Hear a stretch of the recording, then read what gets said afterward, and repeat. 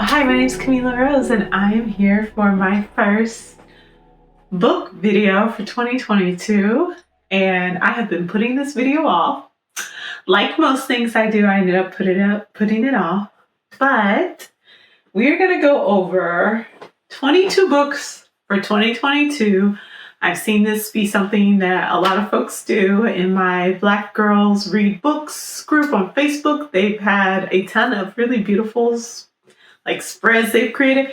I am honestly not creative in that way. I'm a thinker, I guess, and it's sometimes difficult for me to be able to take my thoughts and put them into reality. So I'm just going to walk through the books I'm reading and what's on my list in no particular order, because I have the 3 that I'm currently reading and I'll go over those first. But if you have not already, go ahead and subscribe and hit that like button for more content about designing the life that you love.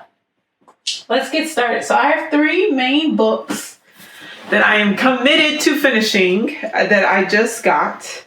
So these are Gilgamesh by Stephen Mitchell, and this one is about the myth of Gilgamesh Sumerian.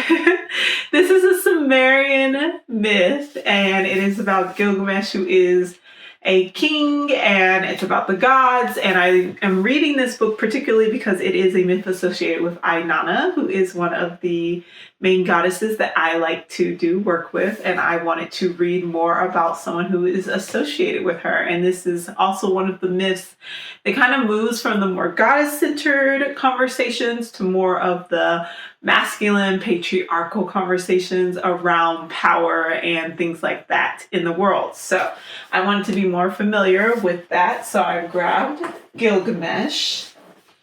Then we have Venus and Aphrodite, which I don't have there's a book jacket to it. I don't have it on here, but this is by, I think it's Elizabeth Hughes. No, Bethany. This is by Bethany Hughes. And so you can see a little bit better here. But this is a kind of review and biography, I guess you could say, of the goddess Aphrodite and Venus, and kind of from that Roman Greek myth. So as you can see, we have a theme going on here with the myths. I focus a lot, and I'm wanting to focus a lot this year on really getting into that background of Venus and Mars, and you'll see that in my next book that I have. And so this is a little bit of that background from this more Eurocentric side of the Venus and Mars mythos I have. We are together. Mars Quartet. It took me forever to find a book that is about the planet Mars for astrology. I have a great interest in this, and this is a book that covers 4 seminars about Mars, and it includes work from Lynn Bell, Darby Costello, Liz Green, and Melanie Reinhart. These are a little older, but you will be pressed to find a lot of text about the planet Mars in astrology. And I really appreciate this because it just looks at the many different ways that Mars can be understood over time, how it works in our astrology charts, how it relates to other planets and symbols and things like that. And you just don't see that in-depth review of it. So I had to get this off of Amazon just because it's almost impossible to find anywhere, but this is my other main book. My next book, so these ones are just here. These are ones, some of these I've had for years that I'm trying to work my way through. Some of these are ones that I'm just I think they'll be enjoyable, they're for fun, they're to just give me something to read. Some of them have to do with other projects that I'm working on. So let me actually try to get these a little in order, but not really, I guess. So we still are in the world of myths. We have this one, which is the Penguin Book of Mermaids, and this goes over different myths related to mermaids. And it just kind of gives you a review of them in the different areas. There's some on Greenland and Iceland, and in Africa and in India. So you get kind of a review of the myths related to mermaids. And I'm going to start setting these on the floor so I can have some space.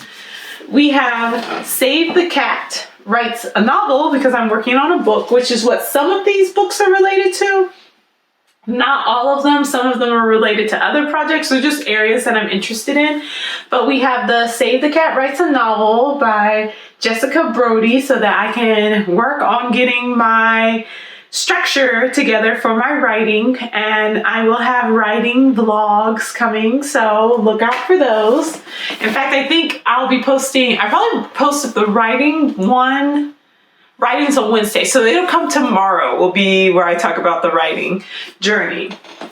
Then we have Iron Widow. So this is a fun book by, I do not know how to say her name, and that is honestly embarrassing. But I follow her, is it Zirin? Maybe? Zhao? I follow her on Twitter. I found her, of course, I think like a lot of people, when she did her review of Mulan, the 2021, I think it was 2021, maybe 2022, live action remake that Disney did. And, you know, I too was a little like, what is going on with Mulan? What did y'all do to her? And when I found out she was writing a book, I was like, oh, I got to get this. So I picked up Iron Widow. I am here for the polyamory. I am here for the, I think she's always described it as, and I'm pretty sure she uses she, her pronouns, so if I'm wrong, I'm sorry. But I'm pretty sure she's always described it as the only way for them to kind of, for her to get out of her current situation is they have these mechas. They're piloted by a male and a female. And then the males pretty much just drain the life force out of the females, and then they just kind of cycle them out. But she comes in and she's gonna rock that, and she's not gonna get drained, and it's gonna be fantastic. Pacific Rim, there we go. A mix between like Pacific Rim and just like all the other good stuff. So this is on my list. It's been on my list since last year. I think I bought it for my birthday for myself in 2021. So I'm going to get this finished this year and do a review on it, because I know I'm going to love it. Continuing with the realm of Phoenix, we have this book, which is called The Phoenix, and it is a review of the Phoenix throughout history. It is, I'm trying to see who wrote it. Joe Nigg is the author. So this goes through the origins of the Phoenix in Asia, in Egypt, and kind of what it symbolizes, how it's changed over time, how it's gone from a symbol of birth and death and rebirth to its current usage. I am not 100% sure of really where all it goes, but because I haven't read it. But once I finish it, I will be happy to give you all a review of it and kind of talk about this transformation of the Phoenix, which seems fitting for what the Phoenix stands for. But I'm super excited to read this. I have an affinity for Phoenix, the symbolism behind it. I think we've all gone through a lot of transformations, and although some people might align with different mythical creatures, this one stuck out for me and been something that I felt really connected to. So I'm excited to read The Phoenix and get that one finished. We are now moving into a nonfiction, and this is, I'm obsessed with this. So this is called When the Sahara Was Green by Martin Williams. This is a book that will be related to, one, an area of interest of mine, but also with the book that I'm writing. I'm a water fire person. And I was looking up, because I haven't done any reviews on it or anything, maybe I will, but Children of the Sea is one of my favorite movies, and it is a manga, and I read the manga. It was manga before the movie. But as I was reading through it, because I also have this obsession, I guess you could call it, I'm very interested in the Mariana Trench, and it's the deepest part of the ocean that we have. And so as I was reading up on that, I was looking at how our land has changed over time. And I think it's very relevant as we're looking at the implications of climate change, about how our land and our water and all of those things, our environment will change over time due to climate change, and how there is in Egypt the grave of whales, I think it's called, or it's a boneyard that has whale bones in it. And you're thinking in Egypt. Well, I mean, it is on the coast, but still, deserts is what you're probably thinking of when you think of Egypt or the Nile. But there used to be a lot more water. The Sahara used to be green, and there went through a climate change there, and the water, decreased. And so now we have the Sahara, and we have just a very small, I believe it's Lake Chad that's there. And so I have been just very interested, because as a part of the nomadic, like how people moved around and came to be in the spaces that they ended up in, that we are more familiar with, is because of the fact that it was easier to move across Africa because it wasn't covered in a treacherous desert all the time. It was easier to travel and to be more nomadic. And so as we look at the tribes that ended up in West Africa, on the coast of West Africa, to North Africa, to East Africa, to that northern tip of Africa, more so on the western side, we see that there was more mixing that was happening during that time, and that separation kind of really came from as the Sahara began to dry up and created this separation. So I'm really interested in reading more about when the Sahara was green, when there was more water readily available in that area, and it does tie into my book, and it ties into just an area of interest for me. All right. The Light of Venus. We're back to astrology books. This one is by Adam Gainsberg, and this is just about the cycle of Venus. It's one perspective on the cycles of Venus and a theory of how to apply the cycle of Venus to your life, what your Venus sign might mean in astrology. It goes through the phases of Venus. We are right now in Venus retrograde, whoop whoop, in the sign of Capricorn. So, if you're having some review time about your values and about creating some boundaries, looking at what provides you with security, that might be a part of it. So again, goes into some of my writing, goes into some of my just general interest area. And I want to get this done. I have said on this book, it is called The Magdalene Mysteries, The Left-Hand Path of the Feminine Christ by Saren Bertrand and Azra Bertrand. I've sat on this book for like 2 years. I have read through a little bit of it, but I haven't gotten through the whole thing. It is a big book. It's a bigums, but I really do want to read more of what they say and what their opinions are about Mary Magdalene. This one is more of just an interest. This is probably more of just a fun read for me. I don't anticipate really incorporating much of this into my writing or into some of the other work that I enjoy doing. It's more just seeing what their perspective is and looking at how they've made connections between the old goddess ways and beliefs and systems and Mary Magdalene in the current way in which we view her, and kind of the revival of the divine feminine in our society. So I would like to see what they have to say on that topic. Getting into, so my other area of interest that I have is shadow work, as according to the more Jungian perspective, and not more of the, I think more just popular view of it now.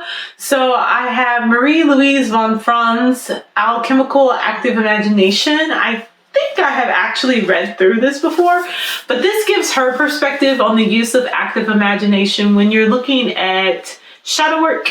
One of the activities of how to do shadow work is through active imagination. So I wanted to get her perspective on what that means and what that looks like.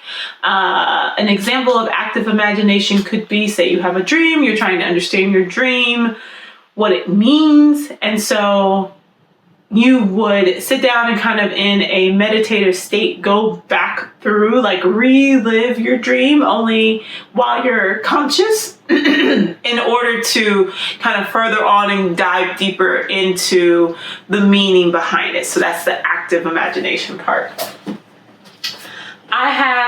This is one of my favorite movies, and I've never read the book. It's Colette's Cherie and the Last of Cherie.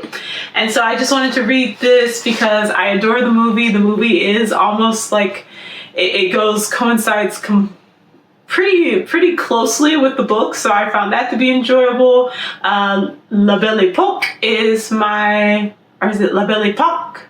One or the other. That is one of my favorite eras in time.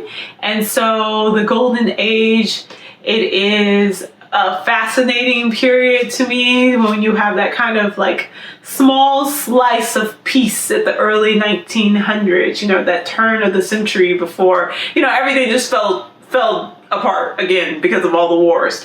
So I just find it to be really interesting, and I love Paris. And so this is just one of those books that was written during that time, but also that explores that time. And so it's an entertaining read for me.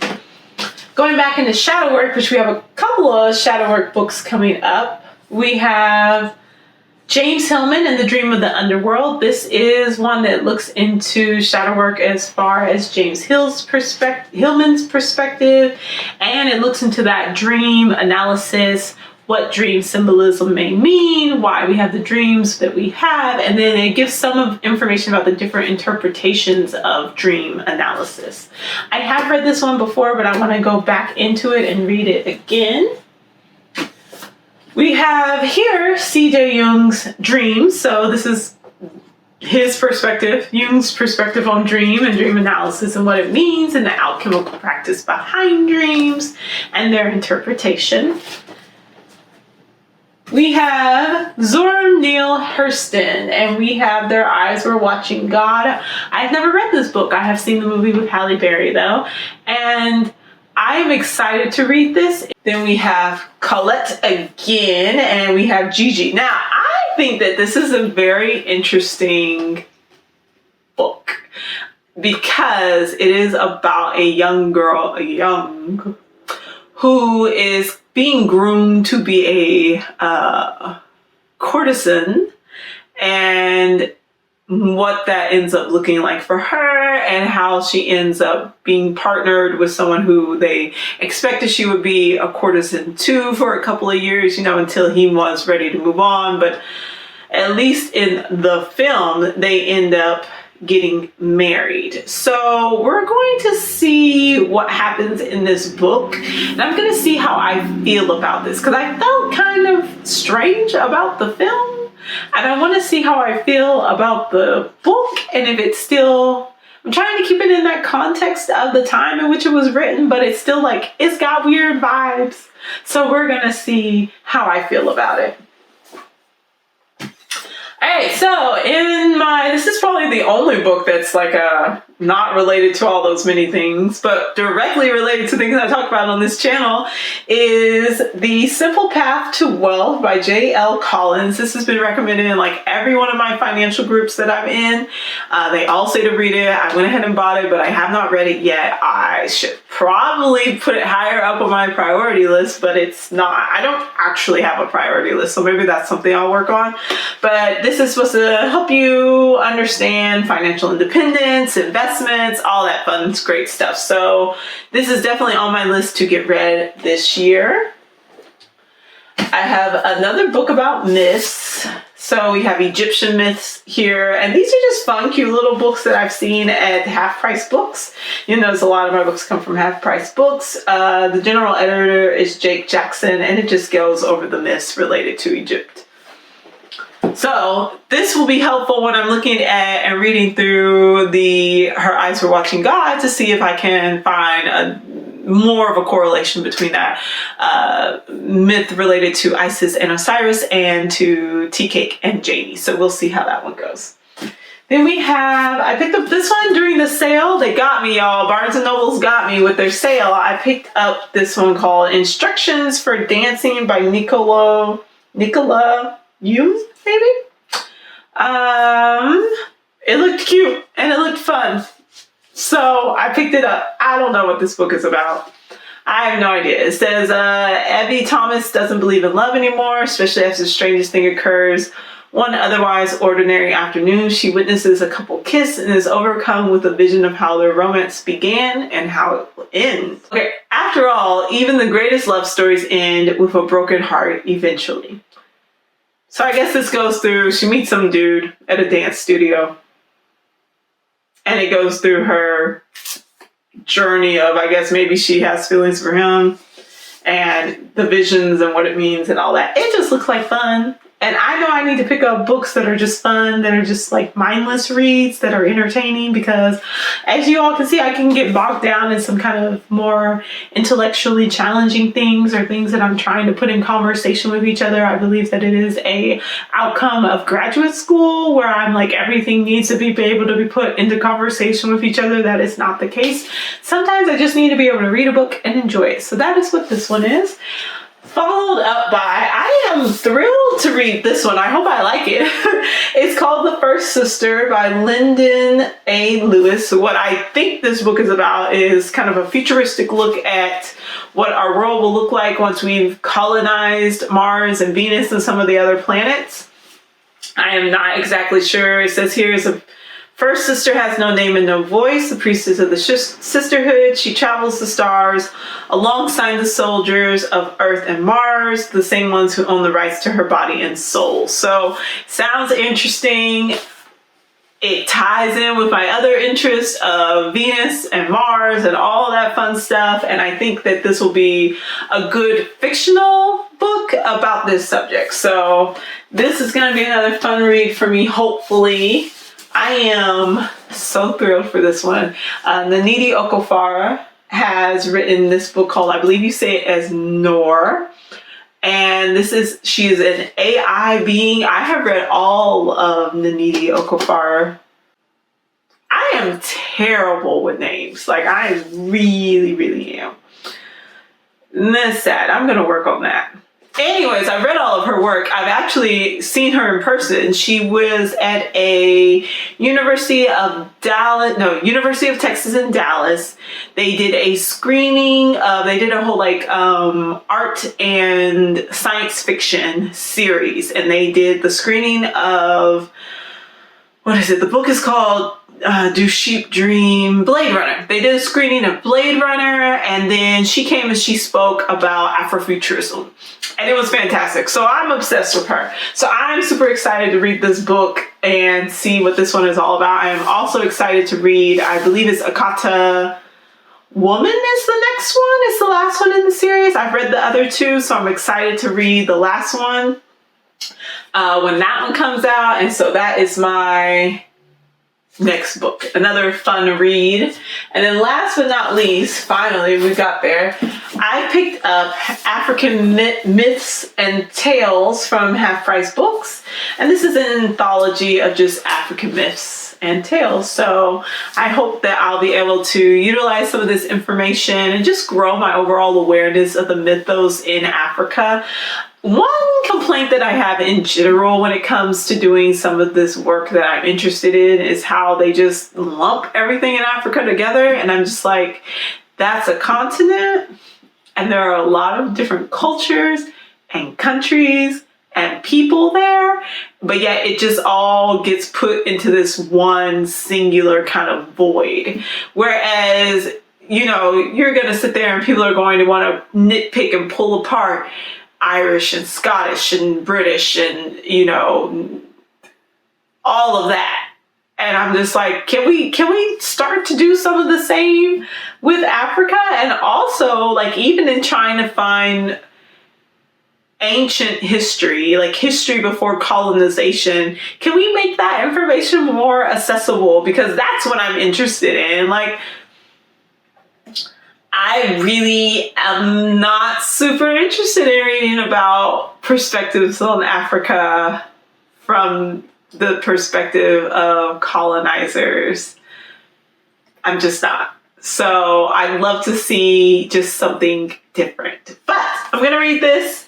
I think it'll be fun. I think it'll give me some insights into some different perspectives. I do enjoy that they have actually like said where each myth is from, and that it's not just focusing on one side or one space, even though I'm sure it'll probably be centered on West Africa and some East Africa and maybe some North Africa as far as like Egypt goes, and probably some of South Africa. But I'm like, come on, y'all. There's a lot more that's available, and I wanna understand it more. So this is my final book for my 22 and 2022.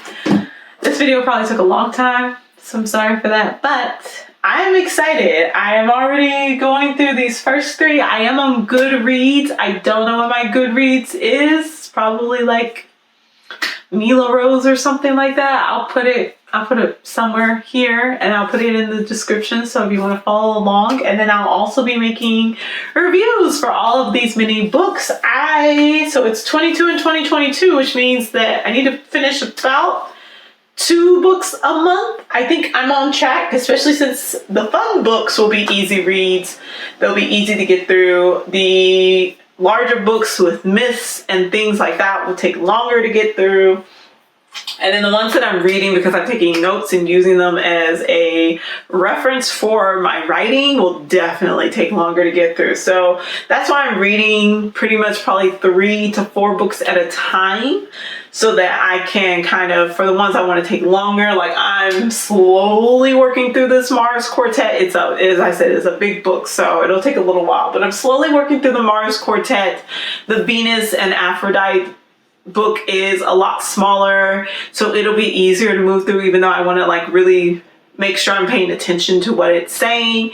And then the Gilgamesh is just literally like a translation of the myth, so it reads like a story, so it's not going to probably take as long. Sundays are my official sit down and read day. I'd love to get into the habit of reading daily, and that's probably something I'll talk about in later videos, but I don't know if I'm there yet. But Sundays are my rest day and Sundays are my reading day, so I always make progress on that day and get some movement going. But that's gonna be it. So thanks for watching. Let me know what you're reading. Let me know how it's going. Let me know your thoughts on any of the books that I've picked up. If you have like qualms with them, if you're excited, if you've already read them and you have thoughts about them, if you have resources for history of Africa before colonization, go ahead and let me know what they are, because I'd really be interested in reading more about that. Thank you so much for watching. Again, go ahead and hit that subscribe button, and I will see you all for another video. Bye.